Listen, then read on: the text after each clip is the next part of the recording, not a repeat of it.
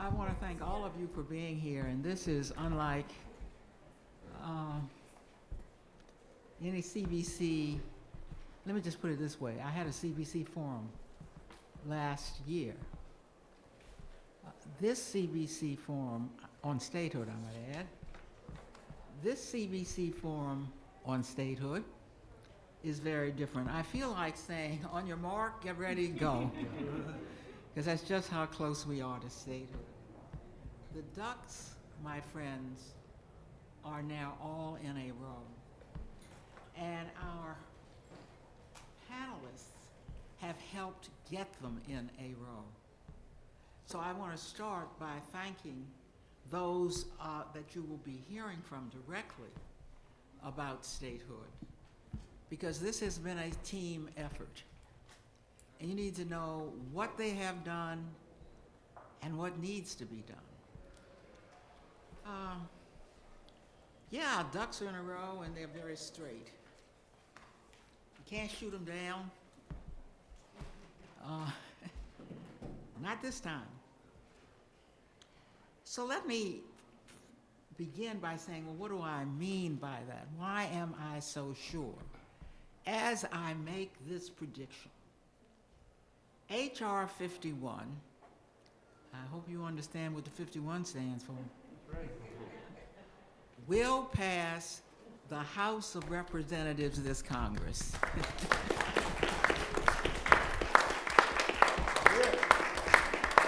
And so I'm going to prove that in my opening remarks. Most bills pass the House, and they've got a good number of co-sponsors, but there are few bills that literally have enough co-sponsors to pass, and that's this bill. We have been working not only to say, will you vote for, but will you stand with us for statehood? Now, there are some who are not co-sponsors. Even though people rush to get on this bill, those who are not co-sponsors will tend to be freshmen from swing districts. And most of them, I believe, will vote for D.C. statehood. But those people gave us the majority that are going to get us to the floor for D.C. statehood in the first place. So I have only high praise for them. And I believe most of them, these are freshmen, about 40 of them, will indeed vote for statehood. But our ducks are in a row in every conceivable way. The two organizations that Congress depends upon on whether a bill is constitutional have spoken out on this bill and done their own studies. The most recent has been the ACLU, which studied H.R. 51 and found it, and I'm quoting them, to be a valid and defensible exercise of congressional authority. So in case some of you say, well, that's the ACLU, and the ACLU are for us on a lot of other matters, I'm here to tell you, especially as someone who was assistant legal director of the ACLU when I first started out, this was the national ACLU, that yes, it is true that Democrats tend to be on the side of civil liberties more than Republicans, and therefore some may associate the ACLU more with Democratic matters. But for example, to show you that this is not simply another liberal organization, on the matter of domestic terrorism, the ACLU has said it is against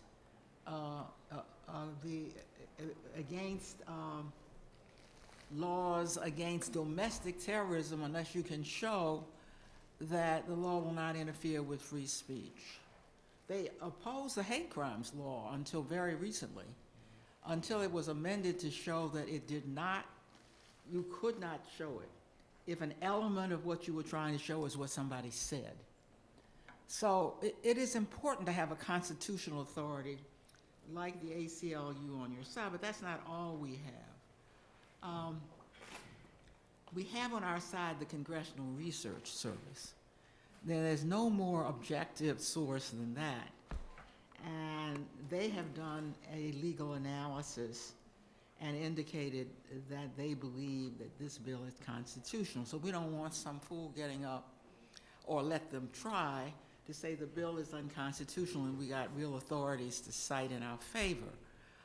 We also cite the Assistant Attorney General for Legal Policy. That's the official that most looks at constitutional matters in the Justice Department. The U.S. Assistant Attorney for Legal Policy in the George W. Bush administration was Viet Dinh, and he has testified before, actually, in favor of H.R. 51 and testified that it is legal and constitutional.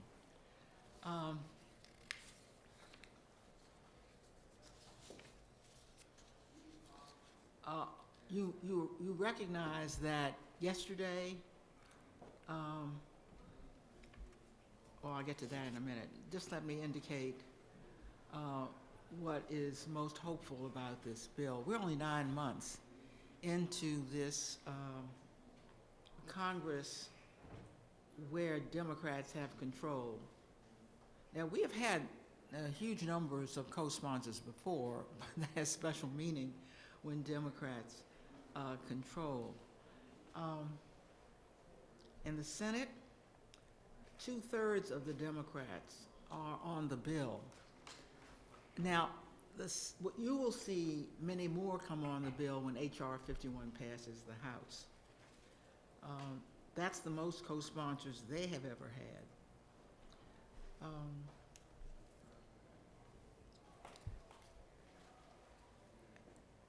The leadership of the House early came on board as Congress opened.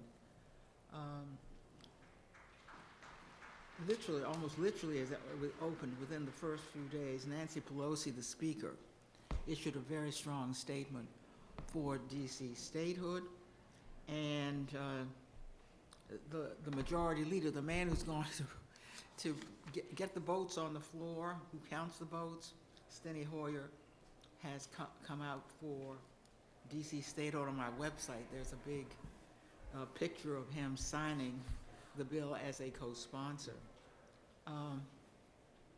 We have over 100 organizations who have endorsed D.C. statehood. Well, what difference does that make? They, in tune, are in touch with millions of people. And as I'll say in a moment, we have yet to reach members of people.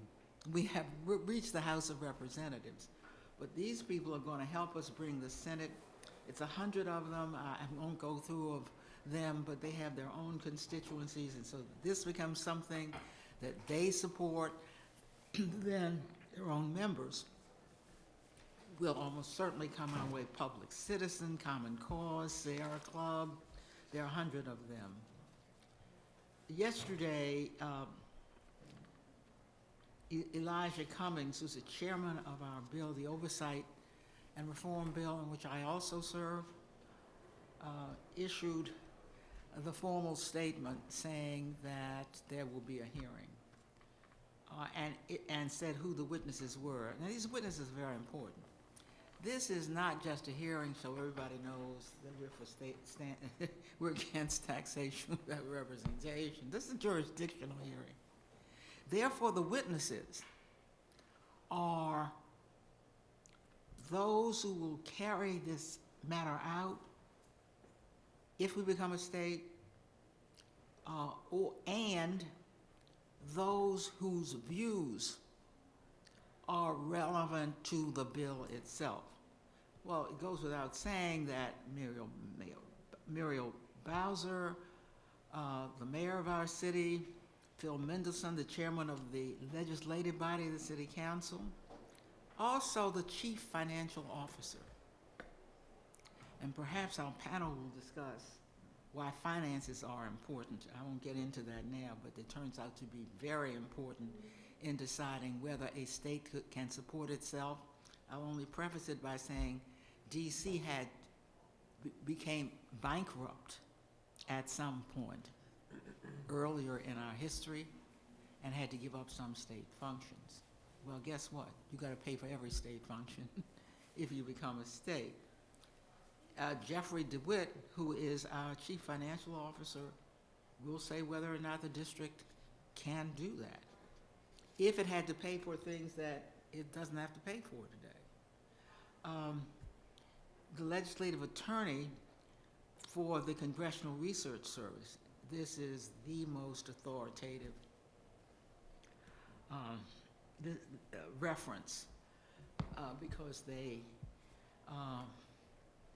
are responsive to Republicans and Democrats, and I indicated that they have earlier said that they believe the bill was constitutional. And then really the only member of the public we have, I think everybody knows where DC residents are, is Kerwin Miller. Kerwin Miller is a past chair, he's still on our Service Academy Board. He went to the Naval Academy, which everybody knows would be a very difficult school to get into, at a time when DC still had segregation, when DC had no mayor or city council, served his country, all without the same rights that everybody else who was serving their country had. So we thought he would be an important witness. And before I introduce our guests, I want to say something about a Gallup poll so that everyone understands what we believe its meaning is. This Gallup poll has found that if you were to ask, 150 million, how many ever million, most of them say, well, I'm not for it, or I don't know if I'm for DC statehood. So you say, why could that be? Eleanor Norton's been bellowing forever, so have we. Well, that tells you what it takes to get a bill passed if it doesn't have to do with the country, but with a single district. But I think this is a very valuable poll, and there are two reasons why. The Gallup hasn't done any poll on DC statehood ever. So that already pushes it up to become a national issue, and it reinforces, that poll reinforces our view that the only reason that the majority of residents would say, or Americans would say they're not for statehood or they don't know, is because they're not aware. And this, of course, kills us, that those who live in the District of Columbia, those Americans, don't have the same rights they have. It doesn't matter that I go to the floor all the time and say, so you think they're doing nothing but watching me, or that we're bellowing to the top of our voices. The nationalizing of this bill is going to be very important. What we're doing here today is part of nationalizing. We're doing more than talking to ourselves. But look at this poll. When asked if DC should have equal voting, that's how they've just been asked by Gallup, are you for it? It matters how the question is framed. We have another poll, an earlier poll, showing the question framed this way. Should DC have equal voting rights in the House and Senate? In a very typical American way, 82% said yes. That's the American thing to say. That's why you have to be very hopeful about this poll. But remember, this bill has not been close to passage until now, and so it has been hard to nationalize our fight for statehood. In 1961, Gallup found that only 22% of our people in this country supported the Freedom Riders. That's in 1961. In 1963, Gallup found that only 23% supported the March on Washington. Yet Congress passed, I've just cited those from just before the passage of the 1964 Civil Rights Act and the 1965 Voting Rights Act. So you perhaps can understand that I am no way encouraged. I'm no way encouraged because it is clear to us that history shows us that the framers never said we're going to war, and we're going to make sure that everybody in our country has the same rights that everybody else, except the residents of our nation's capital. And for sure we know that because we're going to war on the slogan, no taxation without representation. The polls show that the words that most indicate that residents of the District of Columbia that have the votes are no taxation without representation. It's inconceivable to Americans who don't want to pay taxes that, remember this figure, my friends, the residents of the District of Columbia are number 1 per capita in taxes paid to support the federal government. So tell that to your New York and California and Texas friends and see what they have to say. So the poll encourages me rather than discourages me. Only 39% of Americans have, according to recent polls, have correctly stated that Washington, D.C. does not already have full representation. That means that 29% said they believe we already represented. 33% said we don't know. That adds up to 62% who haven't said they should not say, that we should not have voting rights. So I wanted to preface the extraordinary work that our panel has done by giving you the latest from the field and from the Congress on where we are. So I'm going to start with Shasha Rhodes, who is campaign manager for 51 for 51. And we want to start with her because we're talking about nationalizing this bill. And 51 for 51 you need to hear about because what our fight has done now is to bring out or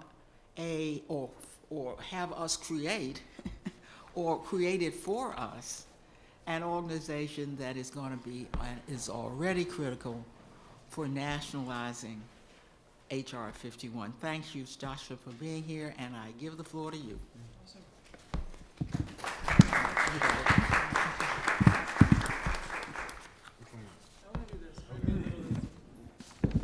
Can everyone hear me? Hello, everyone. Thank you for having me. I am incredibly honored to join this amazing panel of folks who've been working on this issue for quite some time. 51 for 51 is a bit of a nuanced issue, and I think we have the space and capacity to work on DC statehood in this way because of the work that DC Vote and all the folks on this panel and so many folks that are not here have created the avenue and space for us to do some nuanced, fun, weird things. And obviously, most importantly, I am honored to be invited on this panel by DC's warrior on the Hill, someone who I have so long looked up to. I am incredibly honored to sit next to this lady who's been beating the drum of justice for this issue, but for so many issues.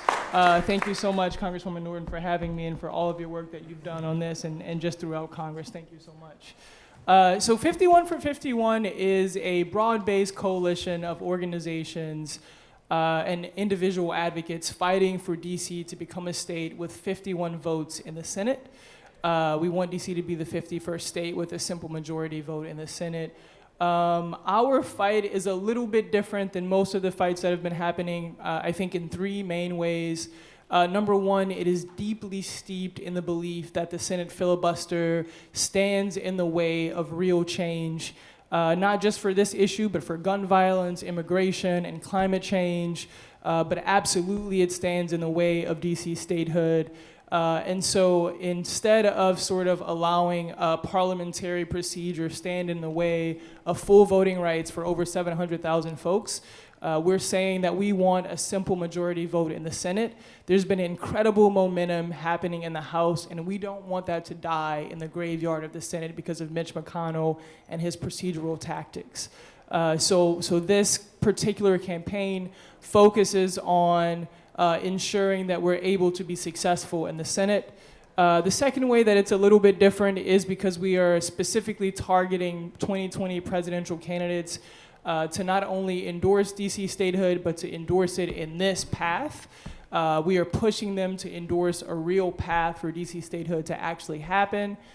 So far, we have 13 presidential candidates. 4 of those folks have since dropped out. But in general, 13 presidential candidates have endorsed 51 for 51. You may know some of them, like Mayor Pete, Senator Warren, Senator Gillibrand, former Secretary Castro. So we're excited about that. And I think the third thing that we've done is a little bit different, is that we've primarily focused our advocacy outside of DC. Because of our target on presidential candidates, we focused all of our advocacy in early primary states and in debate states. In fact, I took a 5 a.m. flight from Houston to be here with you. That's why I don't look as good as Congresswoman Norton. But we have 9 DC natives in Houston talking to presidential candidates about why this is an issue and why they should be talking about this more. And we've really focused our resources, time, and ability on elevating the stories of Washington, D.C. folks in early primary states and in debate states, mostly black and brown people, because that's who mostly is affected by this issue, and we think we should prioritize those folks.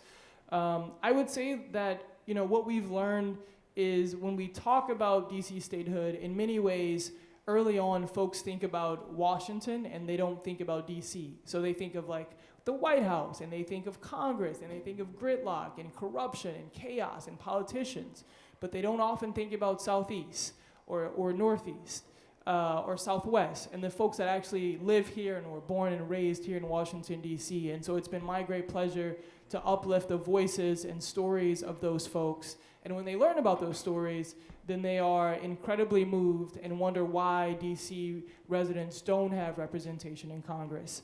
So I'm happy to be on this panel to talk more about our efforts, but I want to, if it's okay, toss it over to Bo, who will talk more about some of the legislative efforts, and also happy to answer any questions as well. Well, first we want to thank 51 for 51 and what you are doing to nationalize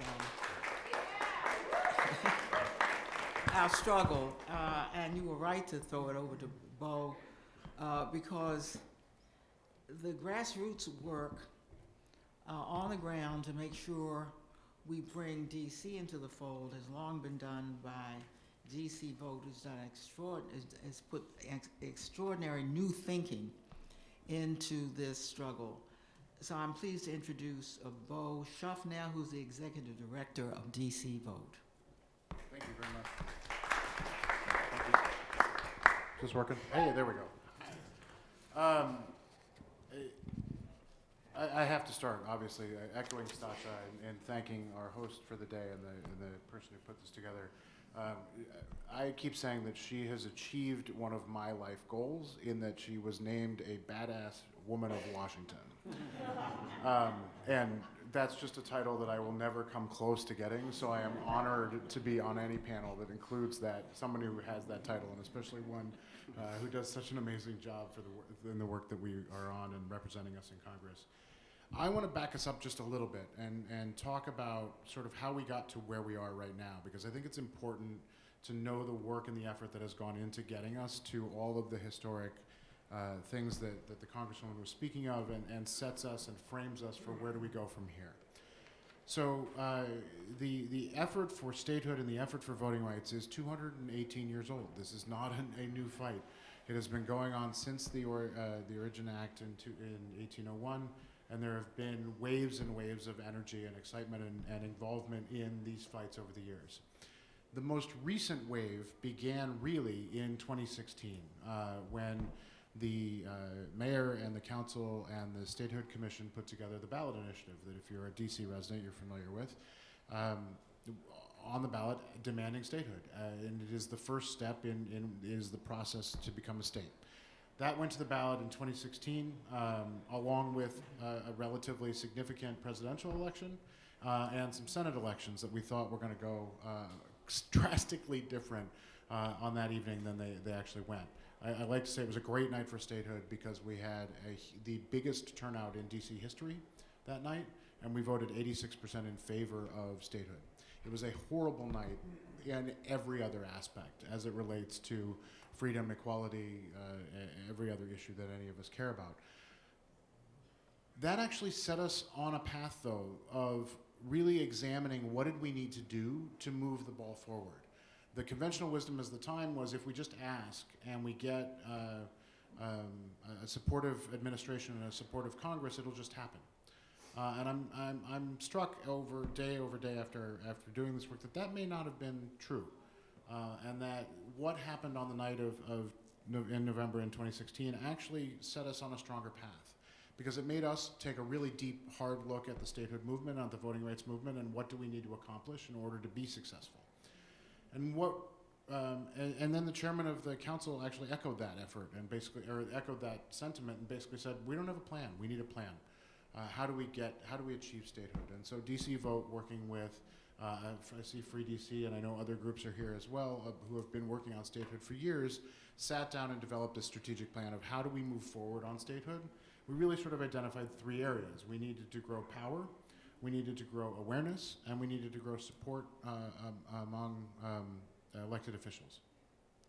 When I say grow power, it talks about the coalition that now stands at over more than 100 organizations that are involved and engaged in statehood. For frame of reference, 2 years ago when we delivered a letter to the Congress about DC statehood, we had 29 signatories. We're, again, now over a total of 160 different organizations that are involved in one way or the other, more than 100 that have endorsed this bill right now. We talked about growing support in the Congress, and then we set real measurable benchmarks for the first time. We said we're going to achieve 160 co-sponsors by the end of the last Congress, and we're going to achieve 218 co-sponsors by the end of this Congress. We're at 219 now, so I'm super excited that I have nothing left to do. Wait, no, that's not right. And then we talked about growing awareness, and that's what this panel and what this day is, and what is the next pivot is exactly what the Congresswoman was talking about with growing awareness, is that the folks around the country just don't know enough about this issue.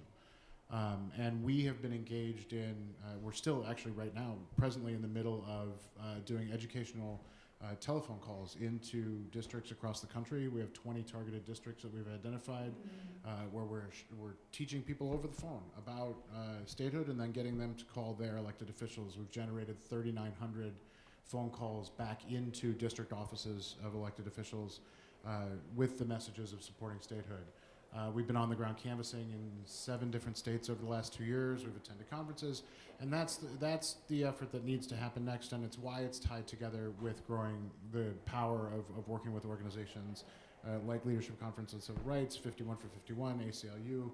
We set out a program where we worked backwards. Typically, when you're engaging on an issue, you start at a national level and hope that it trickles down to the local affiliates. And we worked the other direction. We started with the local affiliates here in DC, whether that's the ACLU, the Sierra Club, Democracy for America, other entities that have national organizations, and pressured them upwards. We did it with several of the labor unions as well, getting the local labor unions and the local organizations to say to their national counterparts, look, this is an issue that should matter to everyone across the country. That first round of support from entities like DFA and Sierra Club allowed us to go out to the other nationals and say, well, how come you're not in this space? Why aren't you involved in this fight? It's something that should matter to your constituencies. And so that sort of mushroom plan helped us build the coalition that we've got, and it's going to help us with the awareness moving forward. The hearing coming up is a vitally important, I don't know that I brought enough flyers, but the hearing coming up next Thursday is a vitally important piece of this movement. It is a moment in our movement. We anticipate we hope to see hundreds to thousands of people out. We want all of DC and anyone who is connected to DC or cares about this issue to show up for DC. If you're taking notes, show up for dc.com with the number 4. We'll give you all the information you need about that hearing. And that's going to really build our pivot towards the next 2 steps, which is a markup and passage, but then really most importantly, as the Congresswoman mentioned, pivoting to the Senate and really working on the effort in the Senate that ties in with the work that 51 for 51 does as well, where we know we are going to run into a massive roadblock named McConnell in this Senate. But this should not be a hard thing for the rest of the Democrats in the Senate to be part of. It absolutely shouldn't actually be that hard of a thing for the Republicans to be a part of. Republican values match with statehood. Their values match with statehood, just like Democratic values match with statehood, in that Republicans value local control. They value a government closer to the individuals. They value a smaller government, and it representing the people in the most efficient, is the word they tend to use, way possible. Democrats believe in equality. Democrats believe in representation. There are pieces of this issue that should appeal to both sides, and why we should be able to continue to move forward. Our strategy is developed from a left to right spectrum.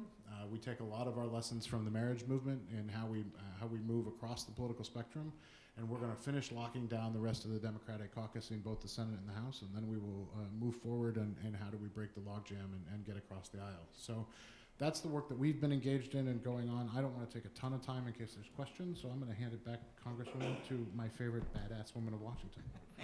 Thank you very much. Well, I'm still trying to live up to that. But we want to go now to Rob Rondaba, who is the Senior Counsel for the Leadership Conference on Civil and Human Rights.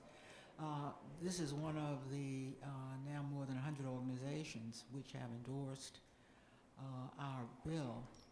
But the Leadership Conference is particularly important to us because the notion that H.R. 51 is a human or civil rights is important. Mm-hmm. Those in D.C. may think of it as a political issue. It is, but it is undergirded by how you qualify for the Leadership Conference to endorse your bill.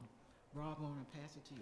Well, thank you, Congresswoman, and and I'm happy to talk about talk a little bit about what brings us to the table. For those of you not familiar with the Leadership Conference on Civil and Human Rights, we're a coalition of more than 200 national advocacy organizations that has been around since 1950, and we've been at the forefront of every effort to expand civil and human rights in our country since then. For decades, we've been proud to be an ally with Congresswoman Norton in the fight for representation in D.C., and so on behalf of our coalition, I want to thank her again for all her work and for having us here today. And I'm glad that one of our members is DC Vote, and despite the name, as Bo discussed, I mean, we view this as a national organization working on what is truly a national issue. So statehood and more broadly democracy in DC is an issue that goes right to the heart of our work around voting rights.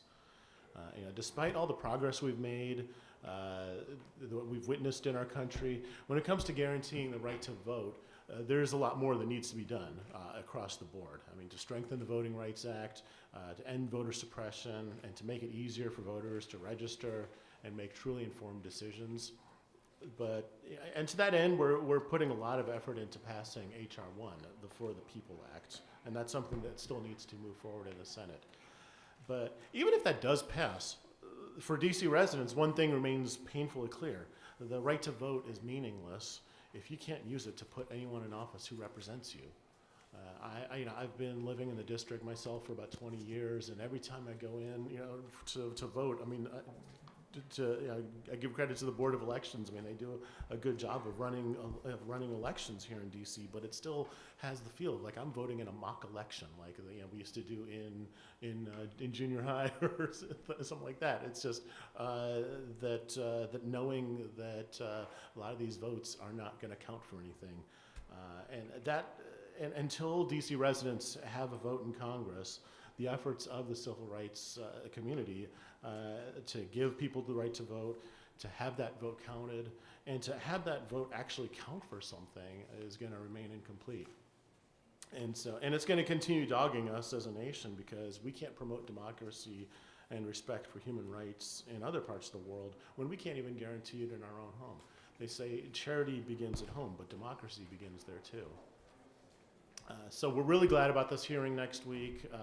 We were happy to be a part. In the last hearing, we testified along with Congresswoman Norton and Professor Viet Din, who she mentioned, and we're glad to have this next hearing. We're glad to see the number of co-sponsors continue to grow, and we hope to see this bill come to the floor soon. And I'm glad that the Congresswoman mentioned the ACLU memo, and which is another one of our members, I'm happy to say. And I think it does a great job of explaining why this bill is constitutional. And that's an important contribution because in next week's hearing and as this bill moves to the floor, we're going to hear opponents put out arguments in incredibly lofty terms about how, rather than the more naked political ones about that claim that Congress doesn't have the authority to do that. And so as you're doing advocacy on this work, on this issue, it's really good to know what those arguments are and why they just don't hold water, why the opponents' arguments don't hold water. And I would just add a few thoughts to it. I mean, it's incredible that opponents, a lot of members of Congress say it's no problem when it comes to blocking the will of DC residents. I mean, we've seen it with Initiative 71 a few years ago, the marijuana initiative, and other riders that they tack on, and they make these arguments about how how Congress has plenary authority absolute authority over the District of Columbia, but when it comes to do these undemocratic things, but when it comes to expanding democracy in DC, suddenly there's a problem. You'll hear opponents talk about Maryland and say that Maryland has to provide consent in order for statehood to happen. Well, the last time that there was a constitutional amendment several decades ago that had to be to provide statehood, and Maryland was one of the states that had no problem with DC statehood. They were one of the states to ratify it. And you'll also hear talk about the 23rd Amendment and about how that needs to be repealed. Again, not a problem. I mean, the notion that states would allow. So what the 23rd Amendment does is providing electoral votes currently to the District of Columbia. Now, if you create a statehood, if you create state, then there would be an additional 3 electoral votes, and so you have to get rid of the existing 3. I think any other state in the union would be crazy if they let that stand once the statehood was created. I mean, it's just that would dilute the power of every other state on election day. So again, not a problem. The bottom line is this. I mean, there are practical questions about creating a state here, and it's good to talk about the constitutional questions too, but given what the authors of the Constitution had just escaped from, it's not a stretch. I mean, if you could text them today and ask them, I think they would have wanted Congress to have the leeway it needed to prevent the evil of taxation without representation from ever happening again. And I think I think they'd most likely be appalled that Congress had not already addressed it a long time ago. So I want to thank everyone here for being a part of that effort and looking forward to the discussion.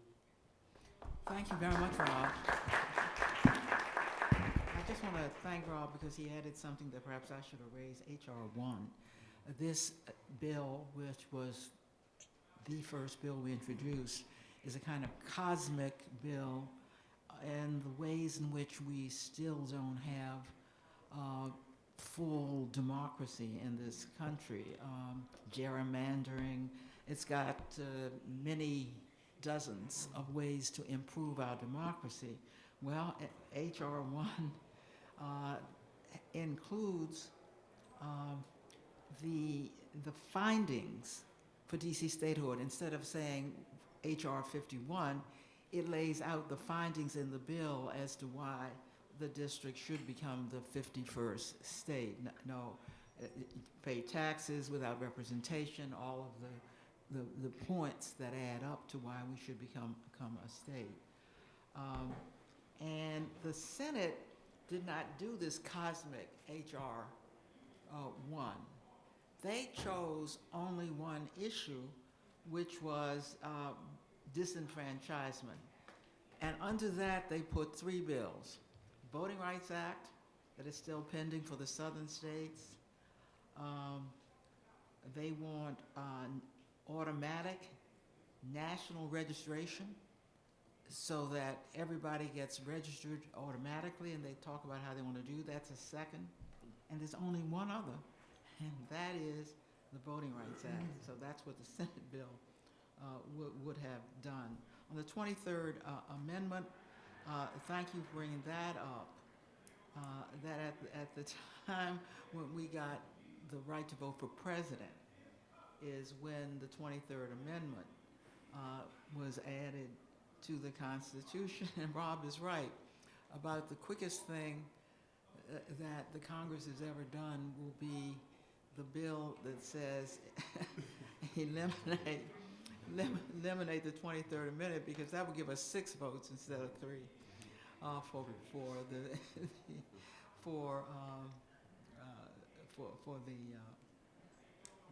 the number of votes each state.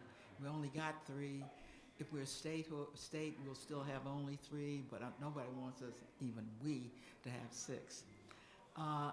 Finally, but importantly, I want now to introduce Crispus Gordon III for the National Black Law Students Association. We have been very, very excited that our students from our universities, this is a university town, have gotten quite involved in D.C. statehood. For example, the AU Democrats have a whole cup that says D.C. statehood in it. These youngsters don't even come from Washington, and they are, they find themselves in a city that doesn't have full representation. They go right to work.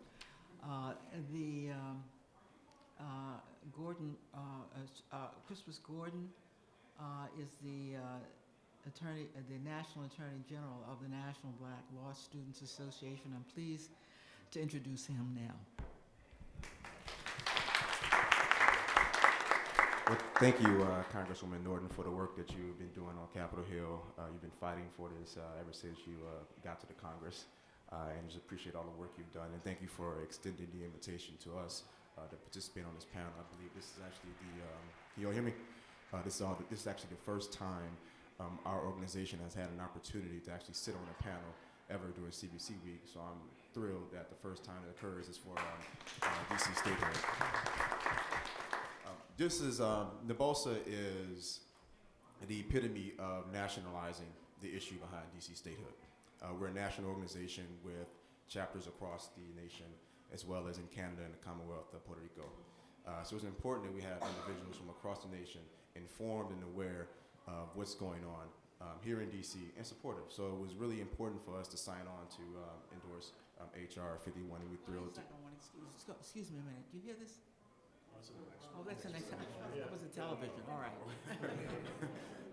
As I was saying, well, we're thrilled to actually support HR 51 and to be on board with that. One of the things that has really stood out for us when we talk about criminal justice reform across the nation is really a hot topic right now. Everyone's talking about it, even some Republicans that are even having conversations about it. But it seems to be devoid in the District of Columbia, and statehood is really the issue. So we actually have a reception later on this evening with a number of elected state's attorneys from the African-American women state's attorneys from across the nation. And it dawned on me, that's a good reception. We're going to have fun. We're going to enjoy ourselves. But for those in the District of Columbia, if you don't like your prosecutor, you can cry, you can pray, and I believe in prayer, but you can't vote the U.S. attorney out. And it's because we don't have statehood that we're subject to the U.S. attorney for the District of Columbia. And I think the U.S. attorney for D.C. and also Southern District of New York are the only two, whereas the U.S. attorney does not have to reside in a district where the prosecutions take place. So that's very important.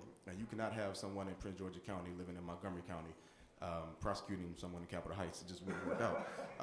However, in the District of Columbia, that's permissible. Your U.S. attorney can live in Silver Spring, they can live in Anne Arundel County, they don't have to live in the District of Columbia. There may be some issues with that, but that just goes to the importance of statehood. When we have these conversations, and the D.C. Council currently They're debating the Sentencing Reduction Act.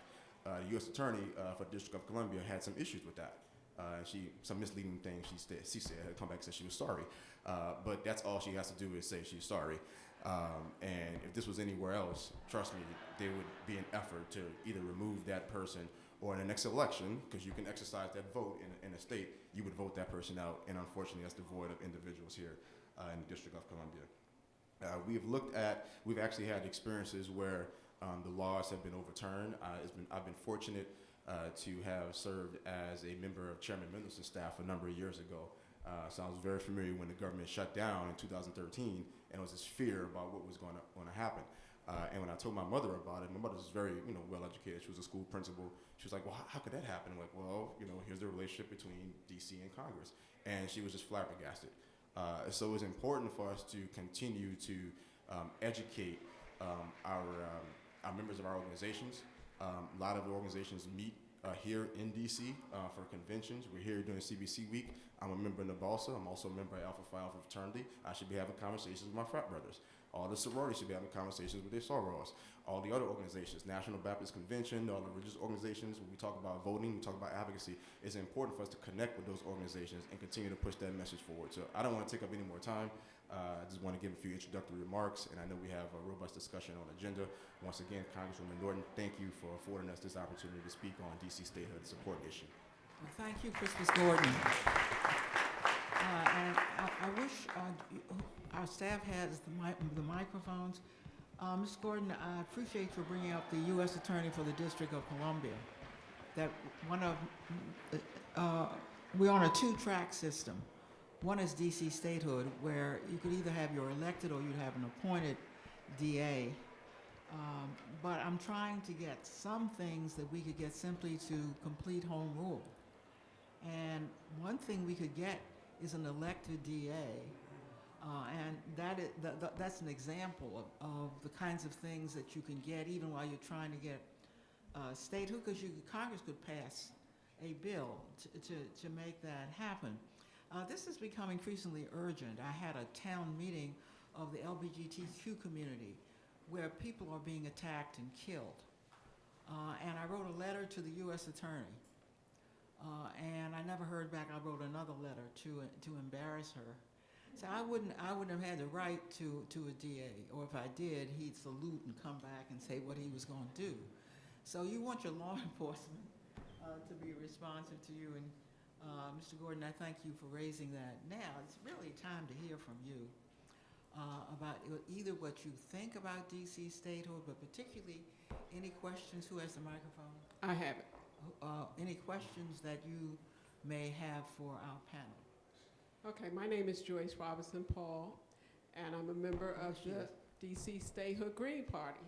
So I want to make sure that in your speak and in everything that you do, that you understand that the Green Party, Statehood Green Party, is definitely in this fight, has been in this fight for many years, and will continue to be in this fight, and are committed to statehood for DC. Thank you very much for that. Yeah, and that shows you that party shouldn't matter. That's right. In this issue, and people approach politics in different ways. Wherever you come out, you ought to be for everybody having full representation in the Congress. Who's next? Well, thank you for handing me the microphone. Would you all stand up so everybody can see and hear better? I'm Karen Mulhauser, a resident of DC, and I'm also very involved in the United Nations Association, and you may not know, but the United Nations asks every country every 4 or 5 years to put out a report on its human rights. And the United States has been asked to give a report in the spring of 2020. And civil society groups are allowed to submit shadow reports, which are due in October. And I am involved in helping to put together a shadow report, and Bo is part of this process. And the centerpiece of this report is that voting rights is a human rights, and the District of Columbia doesn't have this right. So Yeah, we'll share it with you and with the mayor and DC Council and other interested people. Thank you very much for that work, Karen. Our work is particularly urgent since the human rights Commission of the United Nations has twice found the District of Columbia to be in violation of the United States, of the UN human rights requirement, and says so, writes out how we are in violation. So your work will be really important. Are there other questions? Yes, ma'am. Hi, my name is Shabiki Clark, and I actually live in Ward 6. My question is, statehood for DC, what does that look like? Where will the lines be drawn? Because I'm fairly new to living in the district. I grew up in Prince George's County and Montgomery County, but you know, every report that I read or every newspaper that I pick up, you see these different lines of where or what DC should look like. So I'm just very interested in what the area would look like Well, itself. I'm going to let Bo answer that rather than giving you the. Sure. To touch on the previous question, just as a little fun factoid to have as you're talking to folks, we're the only national capital on the planet that has a representative democracy where the capital isn't represented in the legislative body. So just something to put in the back of your head. The lines are drawn around the state. Basically, I call it the keyhole. There's a section coming in from the Potomac River that maintains as the federal district. And it jigs and jogs around every single block and left turn and right turn so that we get an exact definition of the space that is the federal space, the mall, the Capitol, the White House, and the rest of the space where the 455,000 people live is the remaining state. So there's a really accurate map. The most accurate map that I know of is on the Statehood website of the district, the statehood.dc.gov. That's the most accurate one that I've seen, but I will be honest that nobody has done the sort of corner by corner one. If you read the bill, HR 51, you can read the definition, but we haven't yet got a turn by turn, corner by corner map. But that's the general answer to the question. Yeah, in a real sense, the city, the state is not going to look much different from Right. the city, except that the federal enclave, which we don't want to have anything to do with except for the millions of tourists who come every year, will be entirely federal. But we are treated like a state in every single respect, except not having representation in the House and Senate. For example, we have the same per capita. I never have to complain about the Congress, why didn't you give us our money? Because we get it based on our population. On the census, we get counted exactly as everybody else gets counted. In fact, we have just won a great fight because the Republicans tried to keep non-citizens from being counted, whereas the Constitution says everybody who's physically in the country has to be counted. And remember, non-citizens leave aside that they pay taxes, but certainly get served. So you need to know who needs to get served in your city or in your county. So those are important questions. Are there other questions? Yes, sir. Bryce and I live in Ward 5. So I'm curious to get more detail about the process. So say HR 51 passes the House. Does the Senate just take it up as is, or do they have to pass their version and then get it reconciled? You know, if that makes its way through Congress, does the president just sign it and that's the end of it? Like, so because I heard something about Maryland having to approve it, that was news to me. I'm just curious, how does the whole thing work from start to finish? Does anybody on the panel want to take a stab at that? Sure. I mean, there are a number of ways that yeah, theoretically it could go straight to, from the House floor and, be brought up on the Senate floor. I think that's unlikely. I mean, given Leader McConnell and his track record of moving substantive legislation in recent years. But it could also, the more common route would be for it to go to committees, and it could either be introduced as a Senate companion bill and marked up that way and then reconciled, or it could just, the House passed version could just be moved through that committee. So there are a number of different ways. I realize it's not a very good answer to the question, but that's. But it is the right answer. The bill is now pending and has 2/3 of the Democrats on the bill. The precise bill that we have in the House is pending in the Senate. So it's not as if that we're not moving the Senate at the same time. And let me say a word about the Senate. The Senate is always difficult. For example, if the House were to pass a bill, we have a Democratic House saying the sun is shining today, you couldn't get that through the Senate. it would take you some time to get bills. And people tell you that's what the framers intended. They didn't intend things to happen very quickly. Well, that's what they intended. That's what they got. In answering the question you mentioned, McConnell, he cannot be long for this world. The political world. The Democrats are gaining in the Senate. I'm not telling you that we're going to take over the Senate, but if you look at the polls and who's running and who's not, I am very optimistic about the Senate. And because we're talking statehood, a difficult bill, I asked residents to have patience and also to lose patience, because losing patience will mean you will be bringing pressure on the Senate. The best pressure they're going to have is this bill passing the House. When this bill passes the House, you will see more Democrats come on to the bill. They will see their own constituents have voted for the bill. So House passage, to me, means you're already more than halfway there. Yes, sir. This is something that Mr. Trump, Mr. McCall need to think about. The United States is the only country in the world that does not respect its capital. I think that says it all. I really do think that says it all. The notion of having a lack of voting rights anywhere, you'd expect the last place to be your capital. And it looks like it's the first place. So thank you for just reminding us of that. Is there someone else? Here's someone right here. Hi, my name is Sharon Anderson, and I'm taking to heart what Mr. Gordon was saying. I'm a member of one of the sororities, and yes, this is an issue that is of great concern, I think, across the sororities and fraternities here in the District of Columbia. And toward that end, I would just appreciate guidance as to how not just us, but all of us as residents can be helpful in helping to spread information. What kinds of things do we need to be saying to our family and friends outside of the District of Columbia?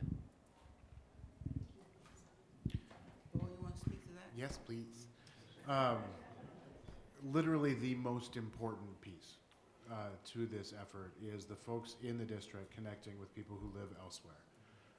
To tie it to the previous question of what's the process, one of the most impactful things people could do is to reach out to people who live, that they know, that they have relationships with in other states, and get them to call their senators. We have none. They can act on our behalf. It's a lot of the work that 51 for 51 is doing as well. We have a program called District 435, D435, where we match DC residents with someone who with a district that they have connection to. So the example I always use is my mother lives in Minnesota 3, the 3rd Congressional District in Minnesota. Before I started this job, I think my mom was very typical of most Americans and didn't know a lot about the structures in DC and our lack of representation. But now I can call her, send her an op-ed, or send her a letter to the editor that she can send to her local paper, or have her reach out to her local congressperson. Congressperson Dean Phillips actually did come on the bill. I think other things happened, but also my mom called him twice, or called his office twice, so I'm not going to give her that much credit, but we'll give her some. But those types of relationships and those types of work are super important, and if you have connections to other organizations, that becomes even more important. In that, like we've talked about with how we built the coalition from backwards, from the local grassroots here in DC up through the national chapters, we can continue to do, or national organizations, we can continue to do that with additional organizations of any kind. So if you are part of an organization that passes resolutions in favor of legislation, gets involved with legislative efforts or education efforts, holds national conventions where they invite speakers to come talk about different stuff, or even local conventions, local meetings, we are happy to work with you all on that outreach. I have business cards with me and would be happy to connect with folks at the end of this as well if there are more questions.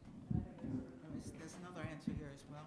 Yeah, I would just push a little bit on some of the things that's been said about the Senate in terms of like the graveyard of the Senate, how the House has been just amazing at passing really progressive change, and then somehow it dies in the Senate graveyard. And I would just again echo my early sentiment of the fact that in many ways it is due to the procedural abuse of the filibuster. And so I think if you're talking to your senators, I know many of you will be talking to your senators, I would also sort of push them to say, to not allow the filibuster to be a hurdle to allowing 700,000 residents to be enfranchised. I think in many ways we talk about McConnell, but we really need to put action behind McConnell's abuse of the Senate and changing the rules in the Senate. And that means challenging his use of the filibuster and saying that a simple majority vote should be enough. He's used it to put Kavanaugh on the Supreme Court. And so if it's good enough for Kavanaugh, it should be good enough to ensure that over 700,000 residents of Washington have a vote in Congress. Could I add to what Bo said about the excellent work they and other members of our panel have been doing in nationalizing our plight and our bill. Actually, I've been talking to social media groups, Bo, but I'm going to start talking with you because I think you can get it done. Social media is the way people correspond. Let me just say that, correspond today. It is a medium that we use in the District of Columbia, people use all around the country, even on our issues.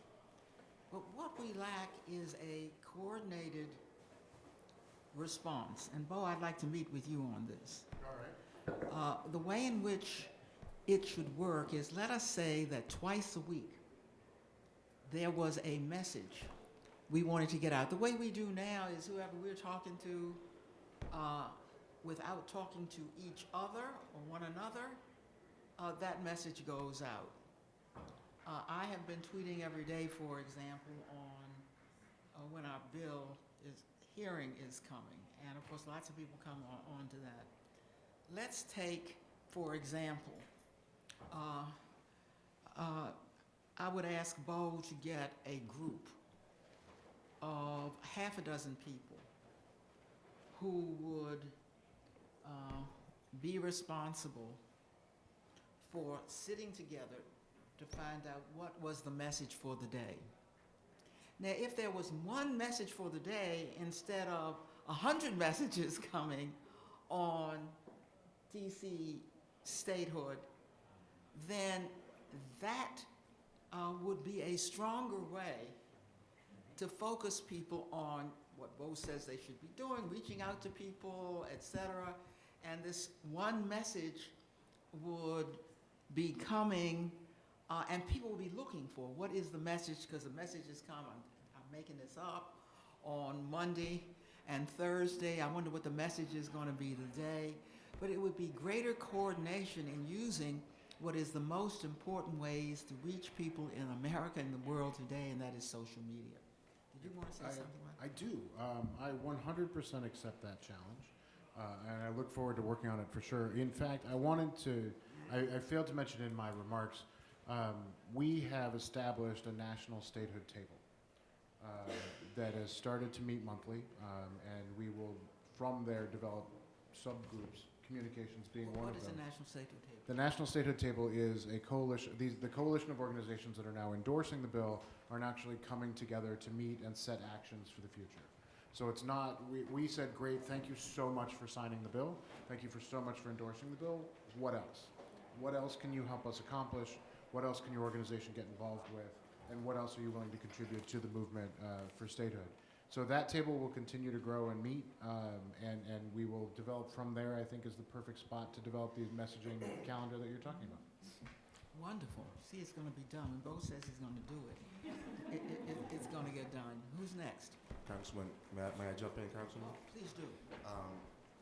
I'm reminded that the current home rule that we have now was signed into law by probably one of the most arguably corrupt presidents we've ever had, Richard Nixon. And when you think about God that, bless him. yeah. But when we think about that, we talk about engaging our family members and friends in other parts of the country, and that is very, very important to have them do lobbying efforts on our behalf, write their members of Congress, email the members of Congress, call the members of Congress, and also email people in the district office. And that engagement going down all the way to the local level.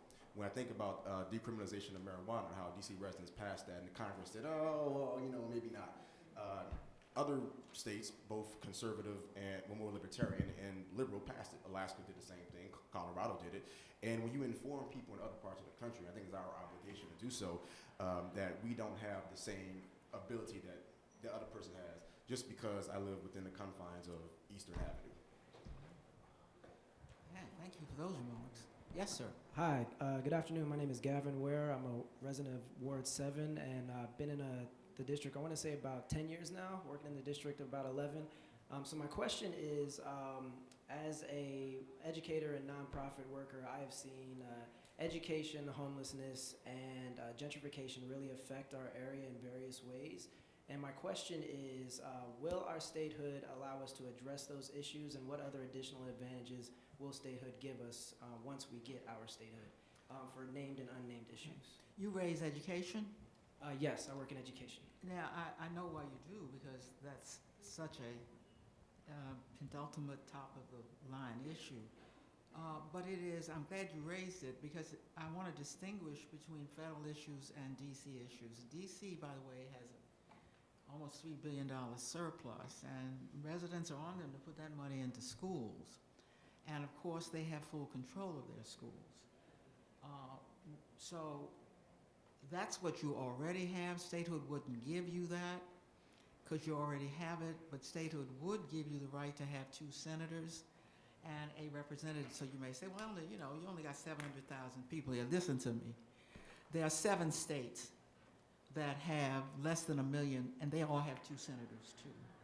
We have more residents than 2 of those states, Wyoming and Vermont.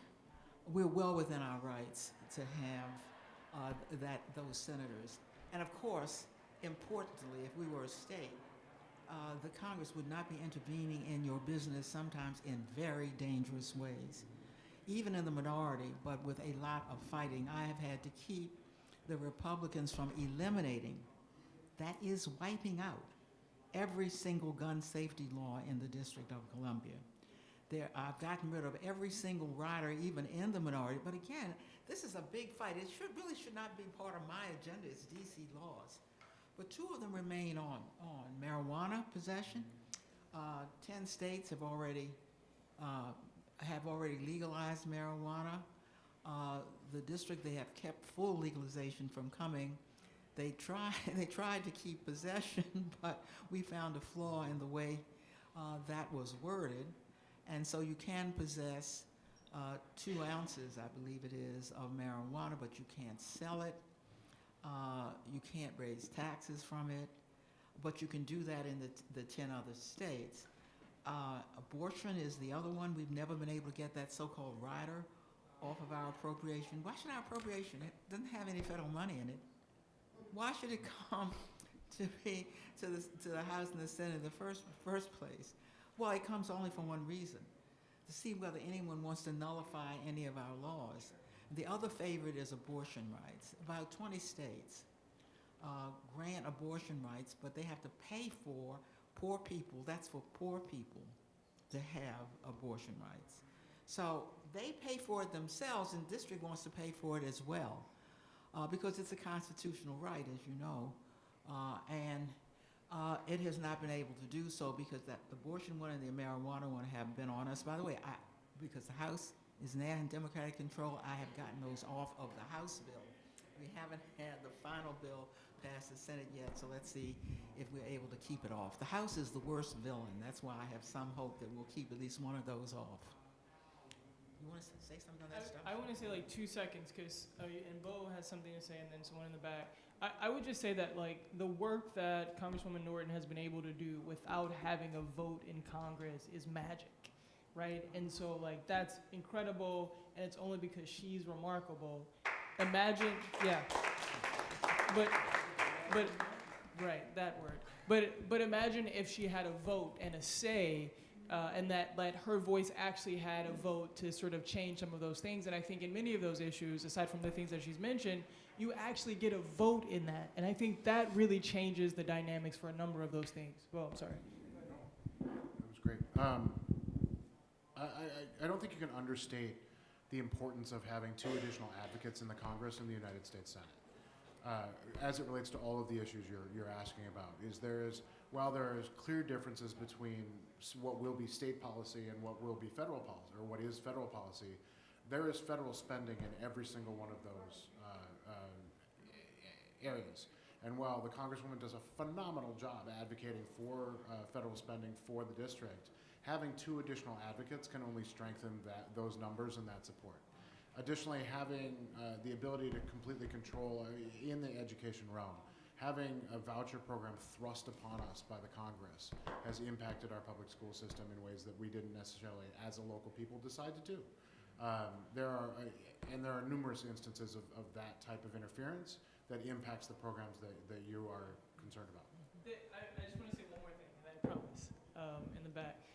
It's like, to me, inconceivable that people who have no connection to the district have a vote over what the people in the district want. And I think like that is sort of one of the most pressing issues. People who are born and raised here have to sort of deal with the rule and authority of folks who have no connection, the Mitch McConnells of the world, the Ted Cruzes of the world, who don't know anything about the Ward 8s or Ward 7 or any of the work that Congresswoman Norton has done. And I think that changes substantially whenever DC becomes a state. A good example of that, Bo mentioned vouchers. There's a bill every time the education bill comes to add, because some conservative Republicans want private school vouchers to be part of education.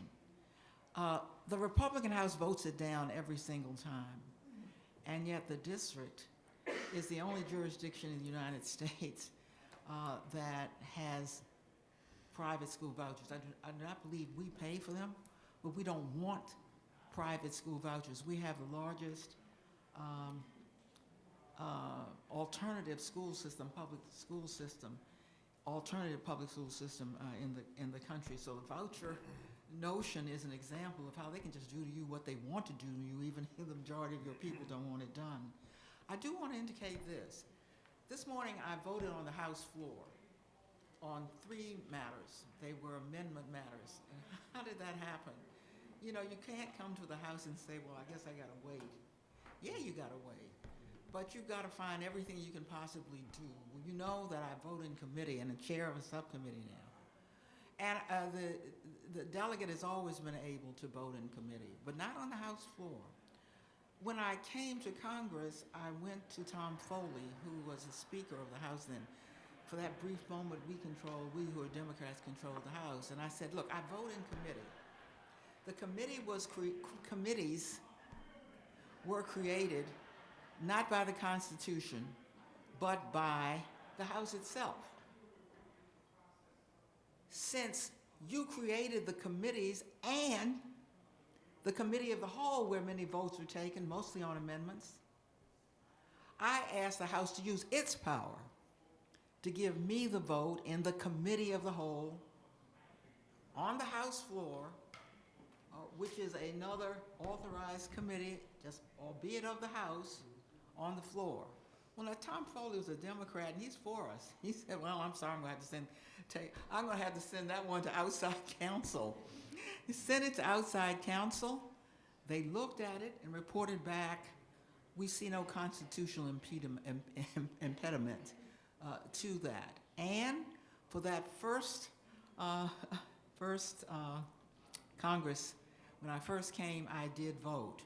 We lost the House. The first thing that the Republicans did was to take back the district's vote in the Committee of the Whole on the House floor. You know, you would have thought, since it was found, the courts have found it to be constitutional, that is an act of grace, they would have left it there. Well, guess what? We took back the House in January, and I got back my right to vote on the House floor, which is why I've just finished voting this week on amendments for you, the residents of the district. Yes, ma'am. Good afternoon. My name is Emma Ward. I'm Miss Senior DC 2011. I'm one of the many people who represents the seniors here in Washington, DC. Hey. I want you all to be aware of a project that we have ongoing now. Can I get the people who are working with us to stand up? Can you stand up? The people who are Joyce? what, who do you want to Okay. stand up? The people who are working with us, we have already started a program at Dunbar where we are having students come here. We had some come yesterday, today. We're having some come tomorrow. They're going to be coming also on the 19th. They're going to get community service hours. There are so many students who cannot graduate because they don't have community service hours. And just taking a survey, we found that they have to have 100 hours. We found that there are so many that only has 0. So I talked with the principal. She said that they have only 25% of the students that have actually completed their community service hours, and they cannot walk across the stage. So we have a project. We have that project. We have it set up for Martin Luther King Day Parade, so they can get community service hours. We have 2 trips, one to Turkey Hill where they make ice cream, the other one to Philadelphia where they can go and see how we got our history started. And then we have another one, Black History Month for February. We only have 3 weeks next year. They've cut out 1 week. So we also have something in Ward 6 over at Arthur Caper Recreation Center. They're going to allow us to come over there and do some things. So we will be spreading the word about statehood. And we're going to continuously bring in volunteers. And we found out it's just not Dunbar, it's citywide that the students can't graduate because they don't have community service hours. So spread the word to anybody that you know. The seniors need that help. Okay? Well, my goodness, I appreciate that. I didn't know anything about it. As a graduate of Dunbar, Yes, I am yes, very we know. pleased to hear Dunbar's initiative. But you can get community service hours. Hey, Bo, I think you could use some of these folks on Statehood to get Yes. community service They'll hours. be here tomorrow. We'll have some of them here tomorrow because they're having a hip hop here tomorrow. So that was one You way. get community service hours for having a hip hop? Well, no, 'Cause what I wanna it is, no, they have to go back and do public speaking. They have to get up in front of the class and talk about what they did. And then we have a history teacher there who's working with us. So what he's going to do is help us organize certain things that they can get community service hours for in the afternoon and on the weekend. We have I Spy Museum. We have Bennett Institute. They already said they want to partner with us. It's a very creative use of an educational requirement, so thank you. Are there others who want to contribute in any way to what's been said here today, or is there anyone on our panel who has anything further to say? Let me ask a question. 51 for 51. I think you said 15 candidates? 13 candidates. That's good. That's hopeful. Well, if you're running for president, you're a Democrat, I have to ask you who has not, whether they have dropped out, and I think some who have dropped out have, ones who are senators, we need to know, are they on the bill? Because I told you 2/3 of the Democrats are on the bill. If they're not senators, for example, what's his face, Lang, have they endorsed DC statehood so we can get to work on them? Right. So all of the candidates have said that they support DC statehood, which is amazing. That's awesome. That is extraordinarily important. That's a huge deal. 13 of the candidates have said that they support DC statehood moving forward in the Senate with 51 votes, which is also a really big deal. One of the candidates, Mayor Pete, has spoken about DC statehood, I think probably for the first time, on the presidential debate stage, which was awesome. We've been working with his team a lot. That was Peter. Mayor Pete, yes, ma'am. Yeah. Yes. So there are a number of candidates who have not yet. I think we are very close to securing those endorsements, and specifically the senators, Harris and Booker. I think the emphasis on ensuring that we are able to move this through the Senate is really, really important. I think if you look at some of the big policies that the House has recently passed, for instance, universal background checks in the House, the Senate still hasn't taken a vote or hasn't moved that at all. We don't want that to happen to statehood. All of you have done so well moving the bill through the House. It's going to pass through the House because of your great work, and we want to make sure that we continuously push it through the Senate. I am optimistic that a large number of candidates will continue to support 51 for 51.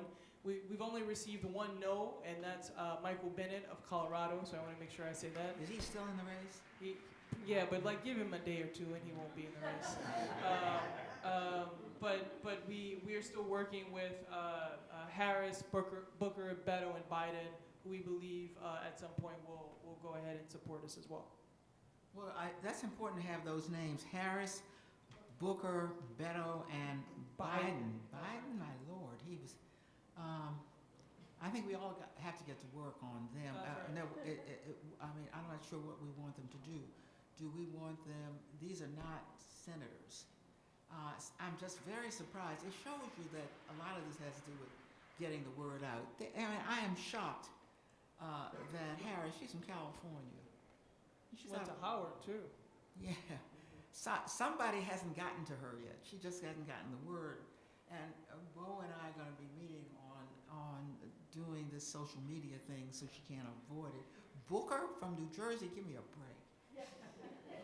You know, he obviously would endorse this. This is up to us, everybody. Beto, he's from Texas. I'm sure he's for it. He's tougher there. But I'm sure it's for it. Now, Biden, come on. What? Oh, the filibuster is much more difficult for somebody like Biden. But she says they haven't even endorsed statehood. Or what? No, they have. They all have. Oh, it's all right. They all have. Okay. Okay. All right. The 51 for 51. And I'm glad you raised that. Harris, Booker, Beto, and Biden haven't endorsed 51. But let me tell you, and why I think Shasha has taken on why this issue is so important. It is perhaps the most difficult of all issues. One of the reasons it is difficult is that Democrats will support the filibuster as well. And the reason they will support the filibuster as well is they will sometimes be in the minority. And nobody likes what you see in the House. They point to the framers. And they will say, well, the framers never, and we will tell them the framers never said 2/3. Where did you get that from? But their response will be, yeah, but the framer says, slow these wildcats up. And the wildcats are in the House, and the way we slow them up, the only way we can slow them up is this 2/3 vote. Well, it's almost impossible. So, I mean, we're going to have a CR, Congressional resolution. We're not even going to be able to get the one thing that the House and the Senate must do is to pass appropriation bills. Well, year after year, there is no passage in the Senate usually of an appropriation bill, so we do what was called a Congressional resolution just based on what last year's bill was. So if that happens for something that is constitutional mandated, we've got to understand the work we have before us. I would say one more piece before we lose everyone because this is a boring topic, but in Congresswoman Norton's earlier remarks, the Senate is supposed to sort of be the cooling saucer and the most deliberative body. We've seen that Republicans have sort of changed that and abused those procedural tools in the Obama years to block every single thing that Obama thought was important, and that has carried on. And so now we believe that the Senate is broken because of that. And so much like a number of policies that will sort of die in the Senate, statehood will be one of those, but we won't let that happen. We will continue to drive home the point that folks should not be disenfranchised in modern history, and that Mitch McConnell and many others have sort of abused this procedural tool, and it's high time for us to make changes. And so we will be certainly joining all these folks on the front lines of changing that. Well, I thank you for reminding us of that, and I really thank what has been an extraordinary panel for bringing us up to date and telling us things we probably did not know. I'm particularly appreciative of those of you who've come this year because this is a bellwether year. And it is a bellwether Congress where we're going to see H.R. 51 pass. So for you to be here to understand all the issues and the messages that we need to get out is itself a service to the people of the District of Columbia. Thank you very much.